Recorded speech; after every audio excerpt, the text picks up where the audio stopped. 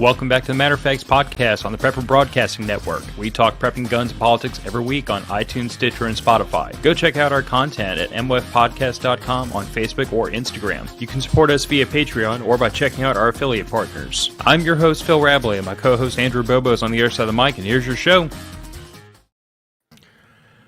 Welcome back, boys and girls. I don't know if anybody's going to watch this live because it's kind of a weird time of day in the middle of the day on a Tuesday to be doing this, but Andrew and I are back from prepper camp, and I'm freaking exhausted. In a good way, if there is a good way to be exhausted. But both of our houses look like a sporting and outdoors, camping section just vomited into both of them. I have a duffel bag hanging up back there because it's airing out, because after I would use that for my muck bag for all the dirty towels and, dirty clothes, it smelled kind of like butt. Earlier today, I had a tent just like spread out all over the back porch, hanging up so it could air out. I flipped it inside out to get all the sand and the dirt and everything out. And 2 loads of laundry down, sleeping bag hanging up, video editing happening on this machine, and audio editing happening on this one earlier today. And this is the prepper camp aftermath. Yeah, I need to pull I thought it was raining out. I don't know why. I did not look outside at all. I just I woke up, I woke up fine on my own at like 10:30. I think I went to bed at like 1. But I woke up, but I laid in bed until 12. I laid in bed for like 2 hours, just like scrolling through news, and just I didn't want to move. It's like you find that comfortable spot in your bed. And after sleeping on the ground for 3 nights, well, Thursday, Friday, Saturday, Sunday, so 4 nights? Yeah. After sleeping and then, 12 and then a 12-hour truck ride, I just laid in bed. I'm like, this is nice. Part of me's like, yeah, man, the freaking apocalypse, it's gonna be a riot. And then the other half of me's like, I'd miss my bed so much. Yeah, so I'm not gonna lie. It was great to camp up there, but oh my God, did we have the worst site in the whole campground, because up there, it's all hard packed sand and clay, and there are rocks embedded down into the clay. I kicked all the rocks out of my area that I could, and it didn't freaking matter. It still felt like I was sleeping on a bed of nails. Well, honestly, I don't think, the site wasn't bad itself. All the sites are all the same, pretty much. We just had to avoid the river channel that basically you could see where the water has eroded a little channel in the rocks or into the ground when it rained. So basically, and we didn't think it was going to rain, but I did not want to set up over top of that or around or too far close to it, because if it did rain, I didn't want basically, water to. I didn't want to be in a mud You didn't want to turn your tent into a boat. Yeah. So, which wasn't too bad. It wasn't that bad. It was deep enough to where I kept tripping over top of it. When it get dark out, I'd go by it and I'd trip and go, dang it. And I'm like, I want to remember that's there, and go walk back. Dang it. And I kept on hitting, tripping over it. But no, honestly, one of the things that I did, the best move, the smartest move I think I had made is I bought a lot years ago. I bought one of the military thick wool blankets. And I put that down underneath me. So I put, I didn't have a tarp or anything, but basically in my tent, I put that wool blanket down, folded it in half. So basically it was long ways, put that down, then put my air mat down that I had. And I did not feel one of those rocks at all. I was really happy with, oh yeah. Yeah, okay, you would think the simple act of erecting a tent in the woods would just be a rain dance, but no. It was a rain dance because how humid my tent got when I was trying to set it up.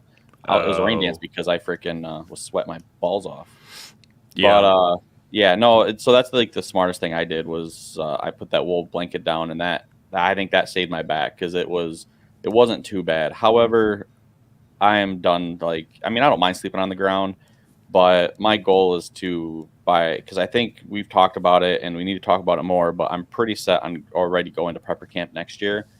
My goal is to have my truck outfitted next year. So rooftop tent, stuff like that. So I want to sleep, not on the ground, is my goal.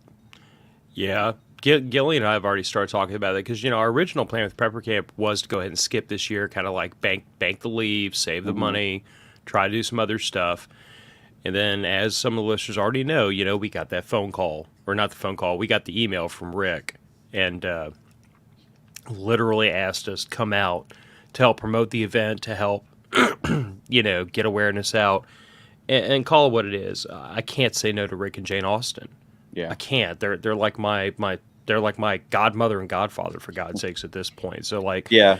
when they We said, built a good relationship with them, and yeah, it's one of those things where, yeah, I couldn't say no, and it was one of those things where like, yeah, we were thinking about not going, and then, but it's like every trip that I plan or try to go on, I'm like, nah, I'm kind of bored. I really don't want to go on it, or like I get that second, that voice in my head like, nah, I should just stay home, stuff like that. But I don't know. It's like, I get out there, like got there, got set up, and I'm happy I went. Like had a ton of fun, and so I'm happy I went. So no regrets. But yeah, I need to talk to you and Gillian more, because I know you want to talk to Gillian. I know Gillian was bummed that she couldn't go. But I really want to talk to you guys more, and let's figure out now if we're going to go next year or not. Because I mean, I'm already thinking about it. I know my friends Josh and Karina who went this year. I rode with them in their truck, and I mean we were not even the park. We weren't even parked yet in my driveway, and they were like, okay, let's plan on like, okay, I'm going to call I'm going to reach out to the campsite, figure out what I got to do to be on the waiting list, and then Josh is, they're both just like, okay, next year we're going to do this different. We're going to do this different. We're going to start planning. Like, yeah, it was, they're going, like I think they're hands down going. So yeah, it's interesting. well, I could tell you that my initial impression of the vibe in this house is that we might as well just go ahead and start making plans coming in November. Mm-hmm. Like we might as well just suck it up and plan to go. Now, Yeah. bigger discussions need to be had between like you, me, and Gillian about whether or not we're going to do the vendors booth again, because it was a fun experience. It was complete and total emotional overload. You know what I'm saying? Like, so for the listeners that didn't make it to Prepper Camp, what we've done in past years is we've always gone there kind of as quasi attendees, honestly. Like, we go to network, we go to see the vendors that we only see once a year. We went to hang out. And this year, Rick kind of threw something new into our laps. So the idea was, why don't y'all set up in a vendor's booth, bring your gear, and record a podcast from the vendor's area, which quickly morphed into the two of us basically doing like almost like a morning radio show, like talk about the weather, talk about the event, talk about what we were doing. I think we had a guest on all three of those mornings. And Ryan from was it Next Generation? Yeah. Podcast was on day 1. Day 2, it was just you and I, and then day 3 we had Toolman Tim. That's right. I was horrible about taking notes on all that. I figured I'd just listen to the content on the back end and figure out who was in what. But I might be reaching out to you for some help trying to remember, like, Good luck, some of the people that were on. I'm just kidding. Try to put faces with names. Right. No, I mean, it was good because, yeah, like we just did a morning show, and then after that we had people lined up. And honestly, we didn't even really have anybody lined up on day 1. Day 2, we had 3 people sign up. A few people sit down, like actually sign up on the sheet and say, hey, I want to do this. But it was mostly like, I don't know, it was mostly just you and I talking to people and saying, hey, do you want to come on? Hey, do you want to come on? And just getting other vendors and speakers to sit down with us and talk. And we only did there were only like 20-30 minute stints and stuff like that, but it was really cool because there's some people I talked to, or that we talked to, that I want to get them on again and do more. And so it was really cool to meet some new people.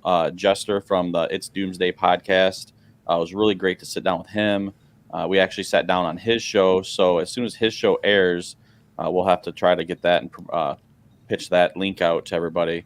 But yeah, I mean, it was great. I really enjoyed it. I know day 3, I know Phil, I kind of threw a wrench into Phil for planning, because day 3, you're like, all right, so day 1, we're going to do this and this and this. Okay, day 2, we're going to do this, this, and this. And day 3, we're going to record the morning show, but then we're going to relax. And we're just going to kind of hang out maybe at the vendor's booth, say hi to people, maybe hit some classes.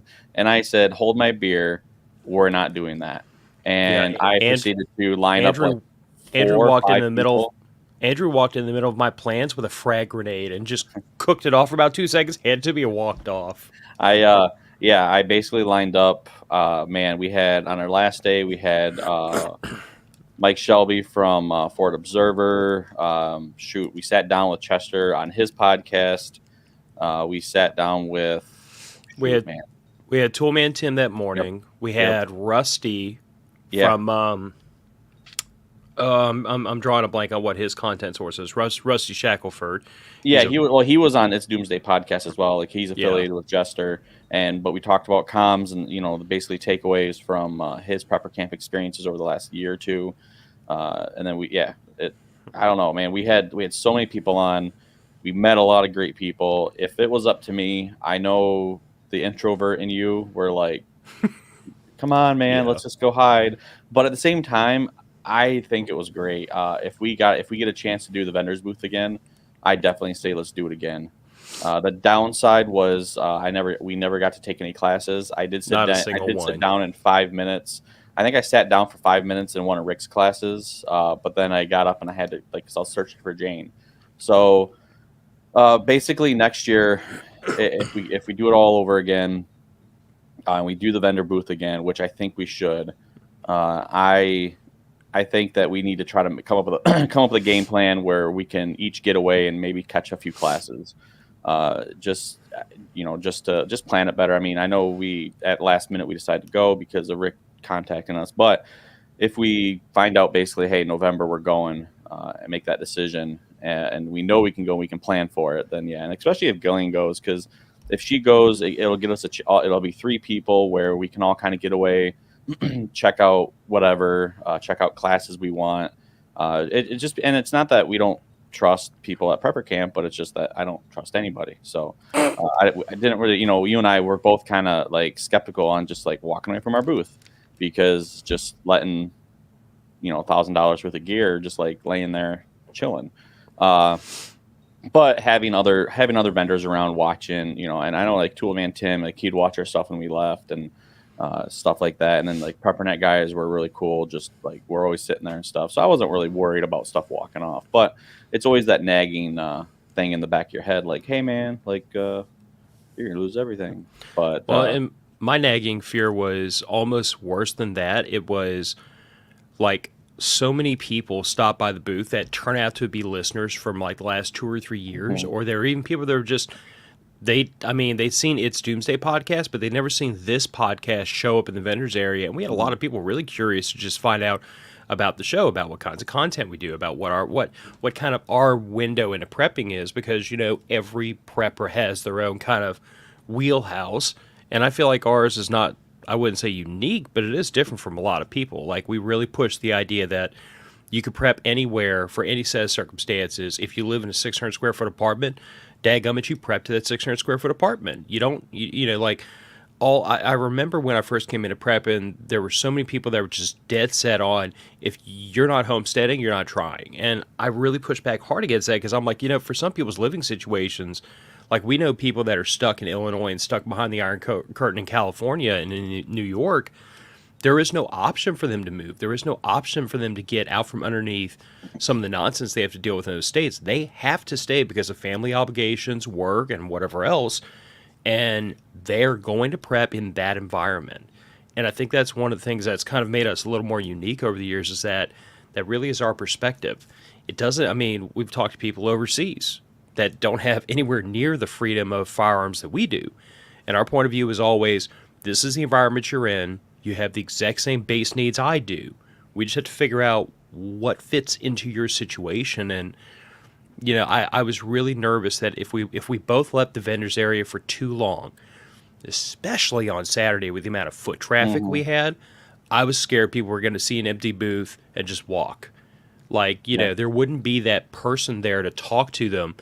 And I noticed that as we were like, there were people who would just like snap our QR codes real fast or take a picture of the logo and then they go about their business, and that's fine. But like, I noticed a surprising number of people that we stopped and talked to grab business cards Mm-hmm. because it has our links, it has our email addresses, it's got the QR code on the back straight to the website. Like, I find that just by having a presence in the booth, we were able to grab those people and talk to them about the show and hopefully convert them into listeners. But this whole experience of all this content creation we've done, because we over the 3 days we have 11 separate recordings that we did in audio and in video. So if you're watching the streaming on YouTube right now, the aftermath is going to come ahead of all the content, oddly enough, because like literally I told Andrew this morning, I'm like, this desktop has been running audio when I haven't been running around doing post camp chores. This laptop is running video. I've got a lot of stuff to freaking cut, edit, do show notes for, and upload. And it's probably going to take me a couple more days working in the afternoons to get all the audio pushed up to the RSS feed. The morning shows we posted immediately. So, like, those are already on the RSS feed. This will come out this Friday on the RSS feed for our normal Friday morning episode. But, all the rest of the content is going to be coming as fast as I can get it out. The video is probably going to take a little bit longer. But what I'm going to do is within YouTube, I'm going to drop all that into a playlist. I'm not entirely sure what our options are on Rumble. Like, we haven't uploaded video content to Rumble yet. Everything's been streamed, so we'll see. But the video interviews we did are going to YouTube and Rumble. The audio is going to our RSS feed for Matter of Facts. James gave me the green light to just drop it on PBN as fast as I can get it out. So that's going to. Yeah, And go ahead. what I'm really hoping comes out of, 3 days of butt-kicking work is I'm really hoping this is a great promotional opportunity for Prepper Camp itself, because, like, this event has grown every single year we've been out there, and the vibe has changed from long-term preppers more and more to people who are pretty new to prepping, and I really want to push this event because I really feel like, given everything people have dealt with for the last several years, this event's more important than ever. Yeah, no, I agree. And I know I wish I could help you with the work. I guess that's the burden of being the producer and stuff on your end. Yeah. But no, that's the thing is, first off, I want to thank everybody who stopped by. I'm terrible with names, so I apologize. But I know we met. At least one Patreon that is a silent Patreon. We're trying to pull him out of the shadows to kind of come into the group and stuff like that. So hopefully he kind of reaches out to you or I and gets so we can invite him into the Patreon group chat and signal. But we met a couple guys that are not very far from you, and that one, a couple of them that were longtime listeners, like the one guy, and again I forget I'm drawing a blank on the name off the top of my head, but basically, he was telling me, we were talking about, like, he remembers when I came on, like the first episode. He was listening to you from the start, and Wow. yeah, and so we were talking. He's like, "Yeah, I remember the first episode you came on," and I was like, "Holy crap!" So, but we talked to, I don't know how many people who have either been new listeners to the show or have been listening to the show. So thank you very much. Like, you honestly, we've been doing this for 7 years, and when I have people that say, "Hey, we listen to you. You guys do really good stuff," I'm still amazed that people listen to me and you. Like, I guess because you have more interesting stuff than I do. But like, I just no. But it's just like, holy crap! Like, you listen to me on a weekly basis. Like, I'm sorry. Like, I should pay you. Like, and so I'm grateful. I am truly grateful for them. And because if it wasn't for them, this show wouldn't be what it is. And so thank you to everybody who came out and saw us in person. Thank you. If I apologize, I was trying to get I was trying to get patches out to people as they came up and said, if they said that they were a listener, I was trying to get them patches. If I did not get you a patch, I apologize. But hopefully we see you next year. And I need to talk to you, Phil, because I have an idea for a camp patch. So I was thinking, I think Prepper Camp by this time has become almost a tradition. to where it's like, okay, we need to make it happen all the time, like every year. I really do. The more I think about it, the more I've talked to Rick and Jane and talked to people, this experience with the booth has really opened my eyes and changed my opinion as far as like going from, nah, we can probably skip it this year to now we're going every year, like if possible. And so, yeah, so my idea for a patch basically is a prepper camp only patch. So hopefully I'll talk to you more on off air on that, Phil, but I just figured I'd drop it right now on you. But no, thank you. Truly thank you to everybody who stopped by and said hello. And then just let us know that you listen to the show. So truly thank you. Yeah, and the thanks I have to give is to like just to everybody that was there to support us, because like as Andrew said, I am a massive freaking hermit and introvert, which seems I actually was talking to two of our newest listeners, Mark and Tammy, and like I kind of related to Mark that like I am an introvert, and he his head cocked to the side. He's like, but you run a podcast, like you talk in front of the whole freaking internet every week. And I'm like, no, I don't. I just talk to Andrew. Everybody else just watches. I don't have to watch. I don't have to see them. But like, it really is. It is a like, and this is very personal, but like, it is an intensely stressful environment for me to be in, with that many people around, with that many people talking to me and watching us while we're recording, and then we're doing our thing. And it's one of those things where it's like I enjoy what I do so much, I push through all that discomfort. But I have to thank all the people that were there to support us. You know, we had a lot of people from the usual Matter of Facts clan. We had your uncle, and I swear to God, his entire family showed up this year. If there's any more cousins you got kicking around, I don't know whether you're hiding them.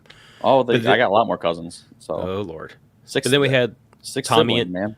We had like so Tommy and Tim, Mark and Tammy, Bernadette from the next campsite over next to us. You know, we had almost the entire PBN lineup was out there. We had, you know, Toolman Tim right next to us, BSing with us over breakfast every morning. We had James Walton right down the way that was sending people our way the whole time, because he was telling everybody that was interested in bunker beans. He was like, hey, 2 tents down that way is Matter of Facts podcast. Go talk to Phil if you want to know about roasting coffee, because he's the one that does all the roasting, and he's my coffee roasting nerd. And like, just all the vendors were friggin' awesome to friggin' hang out with. Rick and Jane were, you know, like they asked us to come out, but they were so friggin' helpful and gracious when we asked them, when we cooked up this whole scheme to do all these interviews and everything. Like, they just asked us to come out to represent the podcast. And we kind of took that as our mandate, like, okay, we're going to spend the whole weekend grinding out content and promoting Prepper Camp. And they were Johnny on the spot to help us advertise, to help us push the message out. Like, I can't even sit here in 5 minutes of exhaustion and thank every individual person who was so helpful to us. I can't. I will not remember everyone. I am so thankful for everybody that was able to come out. I'm so thankful for everybody who made us feel really like, you know, one of the crowd, which might seem a little odd, because we've gone 5-6 years to Prepper Camp, and we've, you know, we're well enough known there that like I can't walk through Prepper Camp without people stopping me and be like, hey Phil, and I'm like, I don't know you. Yeah. I'm sorry. I'm sorry if I should, but I don't. But like, it was a new experience for us to be in the vendors area, to kind of have a very official, very front-facing representation of the podcast there. And, you know, nobody made us feel like the weird nerdy kids in the Audio Video Club. Like, we were just really welcomed in with open arms. And I cannot say enough thank you to everybody who helped us make this weekend happen. It was a lot of like fly by the seat of our pants, figure it out as we went. It was a little bit of fighting with technology and the internet. It was a lot of just jump in and figure it out. And I can't say thanks enough to everybody that supported us. Yeah, no, I agree. It was speaking of Mark and Tammy, it was interesting because so long story short, Mark reached out to both of us, basically sent us on the contact form, sent us a message saying, hey, I want to come out to Prepper Camp, do you think I can get a spot, and all this stuff. And it was so last minute. You and I both replied to him and says, hey, good luck. Like, if you can find a camping spot, good freaking luck. Like, that place is sold out, because that's what happened with Josh and Karina, was like it was just sold out. So anyway, we're sitting there, and it was funny because Josh went and got wood, And so he's sitting there and he sees a guy with a Detroit Lions hat on. And he was like, Detroit Lions, are you from Michigan? Oh, yeah, I'm from Michigan. Oh, hey. And they started talking back and forth. Well, come to find out it was Mark. And they both had, then they had, they were actually just down the hill from us. And they had CMU chairs. And so we're sitting there and it was funny because like as soon as they popped those chairs out, like Amanda, Hannah, my Uncle Randy, and Doris, and like we're looking over there and we're like, well, they have CMU chairs. Do you think they're from Mount Pleasant? Do you think they're from like? And then Josh comes back. He's like, hey man, like that guy right there, like that's his name is Mark, and he's from Michigan, and this is all like he had a whole conversation about it. It was really funny. So we're sitting there talking to him, and they came up and everything, and got talking to him. Well, that was Mark who messaged us. Come to find out, they just like basically were like they just showed up, and they were just like, hey, do you guys have a campsite available? And the campsite was like, yeah, just matter of fact, we had someone cancel last minute. And so they got that spot. Like, I mean, and I don't know. It's just interesting how everything works out. And it was awesome because they came up and hung out with us the whole weekend. And I mean, they talked to. I didn't get to talk to them nearly as much. It seemed like every time I wanted to talk to somebody, like everybody was in a different conversation. But it was good. I mean, that's what we try to promote going to prepper camp is, and we've said it every single year that if prepper camp were to not happen, we could all get together at that same campsite and we'd still have fun. We would, you wouldn't have the classes and all that stuff, which you'd have like a missing kind of like a hole, but we would still sit around the fire. We would share gear. We would share knowledge. We would still have stories, and we would still have fun. It would be still like a family reunion at this point is what it is. And so what's interesting is, was it Friday night? We had, I think, 20 or 30 people around the campfire. Saturday night, we had just as many, if not more, standing around the fire talking. And that, like, it's just funny. I really wish we would have taken pictures over like the last, 6 years or so, because going from our first year there at the first fireside chat, which we didn't get to record this year because we were just so busy, but going off the first year, we had 7 of us, I think it was, like give or take. It was like around 7 of us that were there. And then the second year, it kind of grew to a couple more, and then a couple more after that, and a couple more. And now you're looking around, there's like 20 or 30 different people around the campfire that have walked up the hill to hang out and talk and all kinds of stuff. Like that's fun. Like that's great. Like that to me, that's not, the classes and everything are great.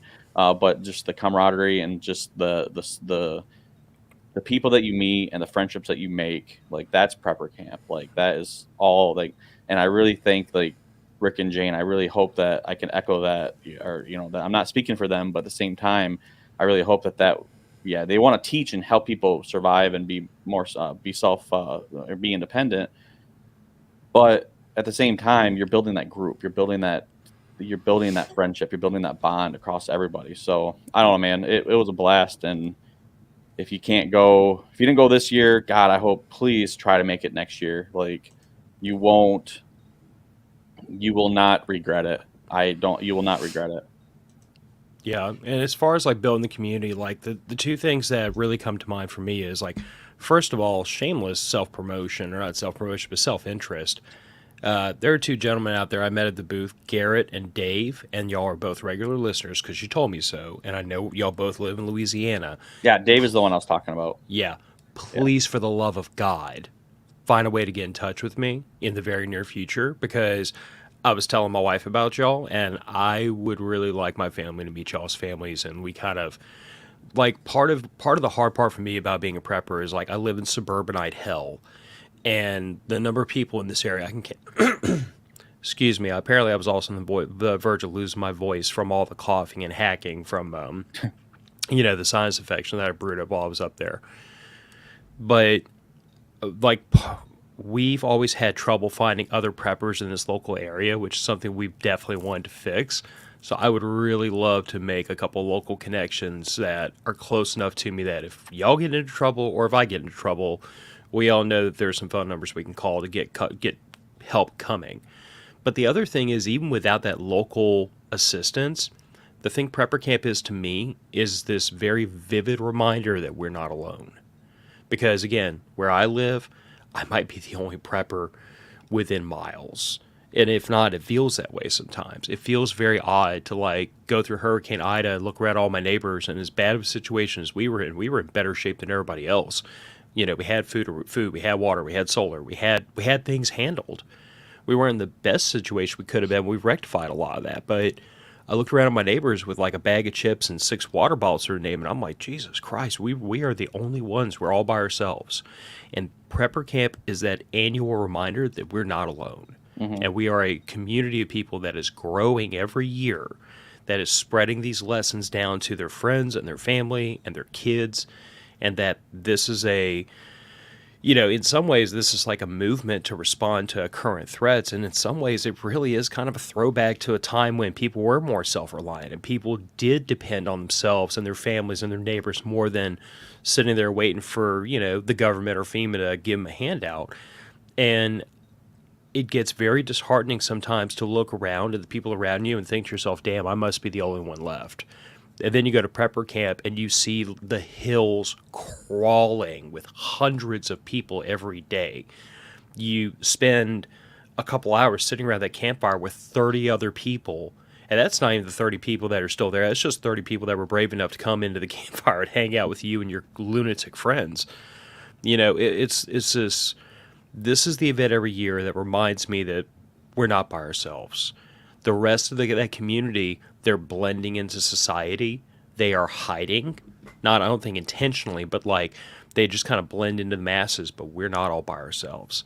So if you come to prepper camp, understand that, yeah, I hope you do go take the classes. There are subject matter experts there in every discipline you can imagine would even be remotely related to prepping. It is an incredible event, and you owe it to yourself, especially the first year, to spend 8 frickin' hours down that hill cramming yourself full of knowledge. Take a notepad and take notes and get business cards and grind yourself to a nub doing it, because the knowledge that comes out of prepper camp is unmatched. But in the afternoons, when things calm down, when you sit in those classes and you see somebody with like your favorite sports team's hat on, or you see something that kind of gives you a clue, this guy might live close to me. Make friends. Grow your own tribe. Grow your own group. Just to know we're not by ourselves. That in and of itself has been the greatest emotional support to me and my family coming out of prepper camp every year. And yeah, I think at this point, like, I would say we're probably like 95% already, like, to hell with it. We're just going next year. I don't care what it takes. I don't care what it costs. I don't care about the leave. I don't care anymore. Just, I kind of feel foolish to have thought that we were going to skip this event, and now seeing how it's worked out, I can't imagine us not having gone this year. So I'm setting 2 goals for next year already. Well, 3 goals, including outfit my truck and getting that ready to go. But my goal, my next goal is to have a convoy, of people from Michigan.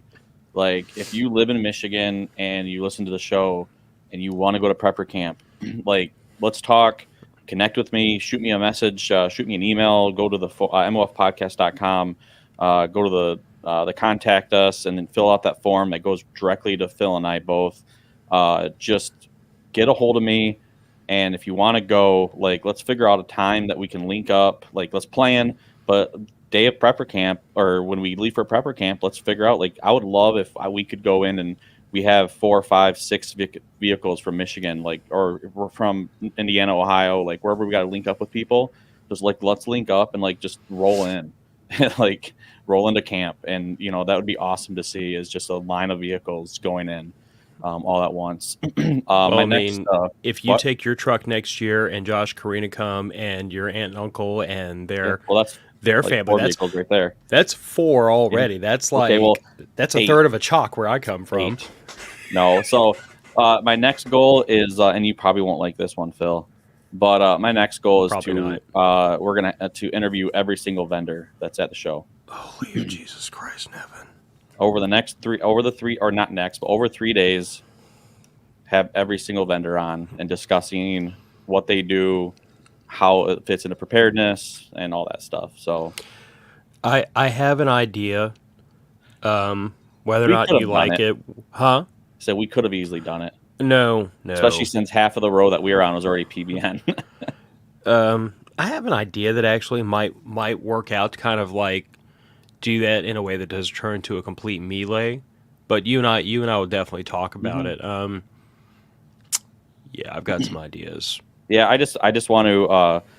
I really want to use that time to promote Prepper Camp to its fullest, and I hope we are doing it justice between us and basically all of PBN, the whole network. I know we all are pushing it hard, and we do every single year. But I don't know. I just want. It's one of those things where after talking to Rick and Jane, and I just want to do the best that we can for them and for the show.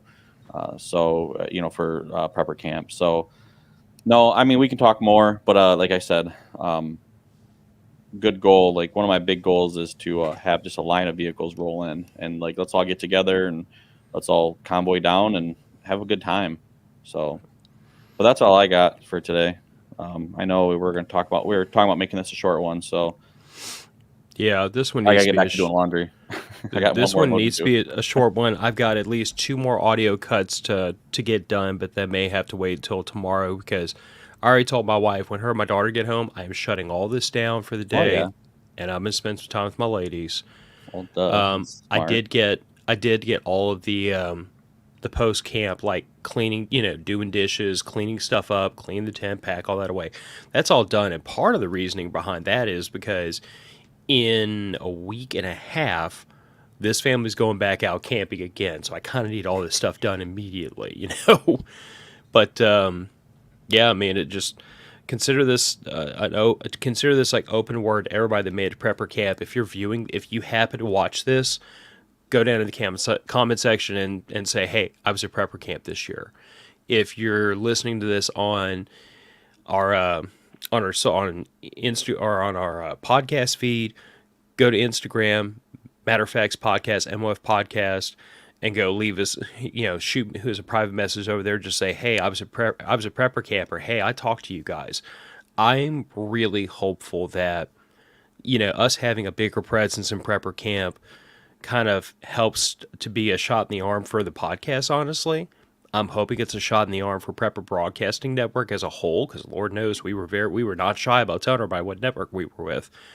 But I'm genuinely hoping that this is also just a content dump out into the internet so that anyone that doesn't know Prepper Camp is a thing is now vividly aware. I'm hoping all these interviews flooding the zone on the RSS feed and on YouTube and Rumble, I'm hoping that helps get the word out. I really want, and when I use the term normies, it's really nothing pejorative. It's almost tongue in cheek because we were all there at one point.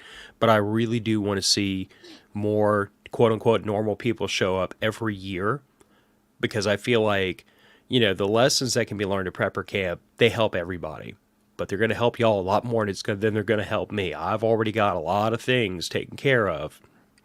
I am way ahead of the power curve when it comes to responding to emergency situations. But if you're an average suburbanite that has like 3 days worth of food in your house and you let your gas tank get down to like a quarter tank before you top it off, boys and girls, I got a place y'all ought to go, and I got some people you should meet. And I'm going to tell you right now, almost every person I've ever met that's into prepping, they're there because of that one bad day they had that reminded them, oh, bad things happen. I better be ready to deal with bad days.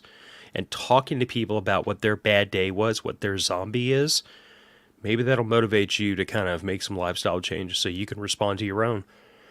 But yeah, man, we'll keep this short. I mean, I've still got work to do. You've still got work to do. Yeah, I got lines. I got to record some lines for Sarah before she kicks my butt. So for the audio drama. So if anybody who Well, doesn't know what that is, head over to the Changing Earth podcast and the audio drama because it's interesting. So go give that a listen with Sarah Hathaway. She's on PBN. So yeah, but yeah, I gotta get that stuff done. That's my goal for today, and I gotta find other yeah. insurance too for my truck. Anyway, I digress. All right. Well, All right. Matter of Fact's podcast is going to head out the door. Prepper Camp was what Prepper Camp always is. It is always an amazing experience. It is always a chance to meet our friends and to meet new friends. It is always an incredible. It is the thing we look forward to every year. And I guess we're going back in 2024 now. So, Rick, Jane, if y'all hear this, keep the lights on for us. It looks like we're going to have to go through all this insanity at least one more time to get it out of our systems. But matter of fact, this podcast heading out the door. Bye, everybody. See ya.